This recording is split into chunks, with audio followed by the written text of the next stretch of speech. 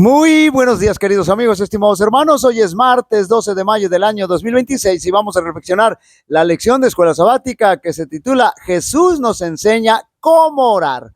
Este viernes pasado decíamos en nuestro mensaje, la oración es un don de Dios, pero casi no lo usamos y cuando lo usamos mal.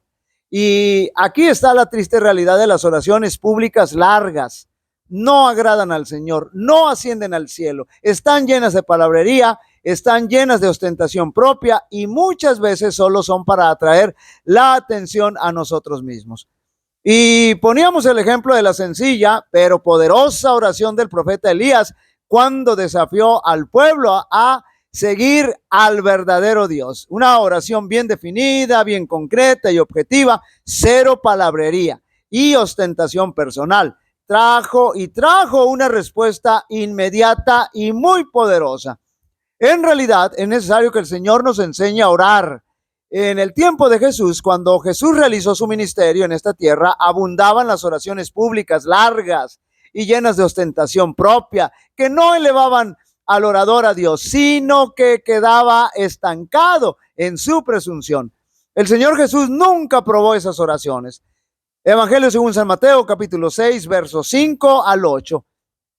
Noten bien el consejo de Cristo Jesús, no de un servidor, no de la iglesia adventista, note bien, sino de Cristo Jesús. Y cuando ores, no seas como los hipócritas, porque ellos aman el orar en pie en las sinagogas y en las esquinas de las calles para ser vistos por los hombres. De cierto os digo que ya tienen su recompensa. Mas tú, note bien el consejo, cuando ores, entra en tu aposento y cerrada la puerta, ora a tu Padre que está en secreto, y tu Padre que ve en lo secreto te recompensará en público. Y orando, no uséis, note bien, vanas palabrerías, vanas repeticiones por los siglos de los siglos y recontrasiglos. Eso no edifica, eso no es orar.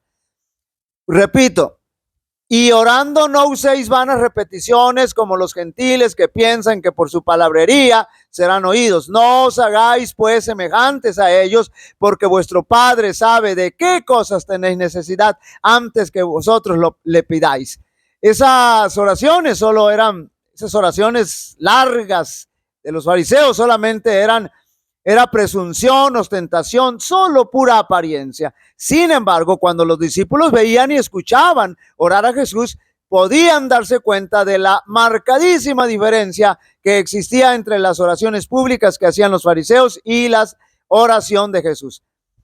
Evangelio según San Marcos, capítulo 1, verso 35. Levantándose muy de mañana, siendo aún muy oscuro, salió y se fue a un lugar desierto y ahí oraba. No estaba orando en público el Señor. San Marcos 6:46, y después que los hubo despedido, note bien, se quedó solo y se fue al monte a orar. San Lucas 5:16, mas él se apartaba a los lugares desiertos y oraba. San Lucas 6:12, en aquellos días él fue al monte a orar, al monte, no a un lugar público, y pasó la noche orando a Dios. San Lucas 9:18, aconteció que mientras Jesús oraba aparte, note bien, estaban con él los discípulos y les preguntó diciendo, ¿quién dice la gente que soy yo? Note bien, al observar sus discípulos a Jesús orar, se sintieron movidos y conmovidos a pedirle que les enseñara a orar. San Lucas capítulo 11, verso 1, aconteció que estaba Jesús orando en un lugar y cuando terminó, uno de sus discípulos le dijo, Señor, enséñanos a orar, como también Juan enseñó a sus discípulos. Nosotros debemos orar de manera sencilla, directa y sin palabrería, sin usar lenguaje rebuscado, repetitivo.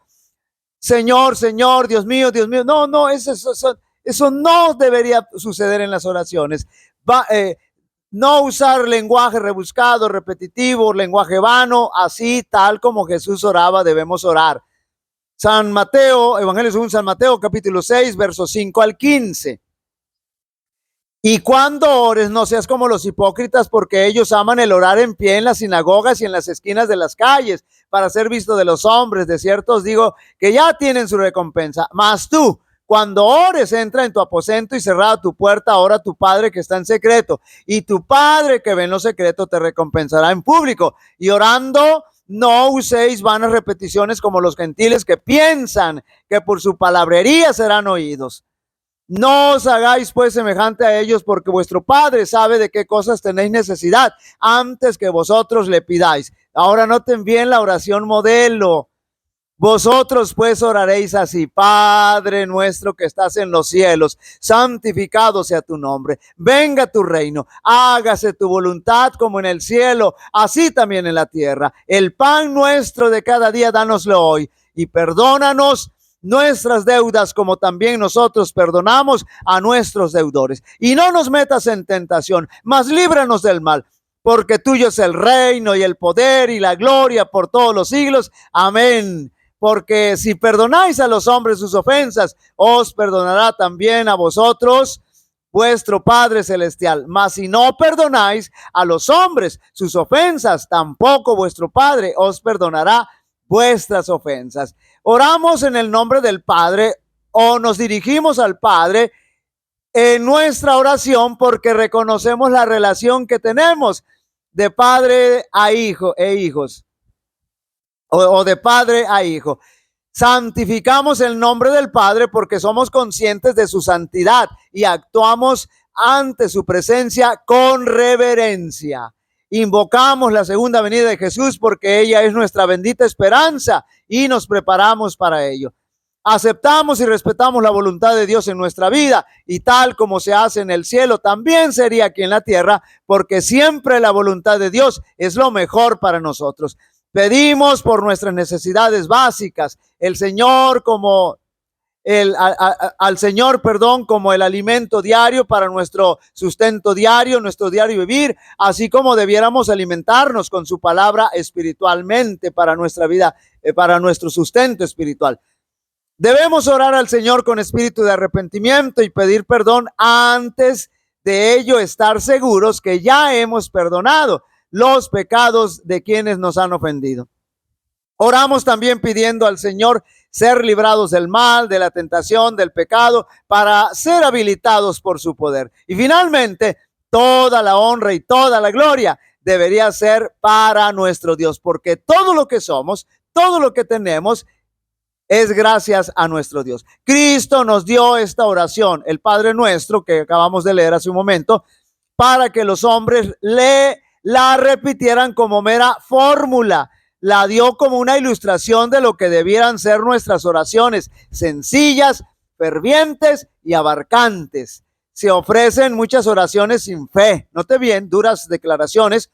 Se usa un conjunto ordenado de palabras, pero carecen de una verdadera insistencia. Estas oraciones son dudosas y vacilantes, qué duro. No proporcionan alivio a aquellos que las ofrecen, note bien, ni tampoco consuelo y esperanza a los demás. Se ofrece la forma de la oración, pero note bien, se carece del espíritu, lo cual demuestra que el peticionante no siente su necesidad. ¿Qué palabras tan duras? Y vienen otras más duras. Aprended a hacer oraciones cortas y al punto, pidiendo justamente lo que necesitáis. Como hemos dicho, las oraciones públicas deben de ser breves, al punto, sustanciosas, sin palabrería, sin vanagloria. Aprended a orar en voz alta cuando únicamente Dios puede oíros. No ofrezcáis simulacros de oración, sino peticiones fervientes y sentidas que expresen al hombre el hambre del alma por el pan de vida. Si oramos más en secreto, note bien, si oráramos más en secreto, seríamos capaces de orar con más inteligencia en público. Qué declaración tan real, qué verdad tan grande y qué duro el mensaje. Se terminarían esas oraciones dudosas y vacilantes.